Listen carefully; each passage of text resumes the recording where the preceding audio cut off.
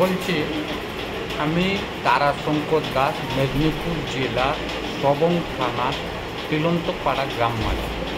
তো আমার ছেলে তন্ময় দাস, আমার ছেলে খুবই খারাপ একটু বাজে লাইনে চলে গেছে। ওর স্কুল থেকে এবং এই কলকাতা বেহালা এই জায়গার কলেজে এমকম বিজনেস একাডেমিতে তো উনি ভর্তি হন। আমি কিন্তু নারাজ ছিলাম। পয়সাপত্র এবং শারীরিক অসুবিধার জন্য ছেলেটি তো ভালো নয়। তো ওর স্কুল থেকে একজন শিক্ষক বলেছিলেন, তাও আমি বিশ্বাস করছিলাম।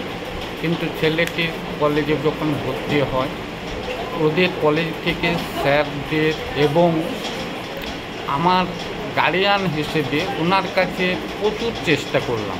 তো ছেলেটি মোটামুটি পাস করেছে, মেকানিক্স ইঞ্জিনিয়ার নিয়ে করেছিল, পাস করেছে। এখন বর্তমান ব্যাঙ্গালোরে সুপারভাইজারের হিসেবে কাজ করছে।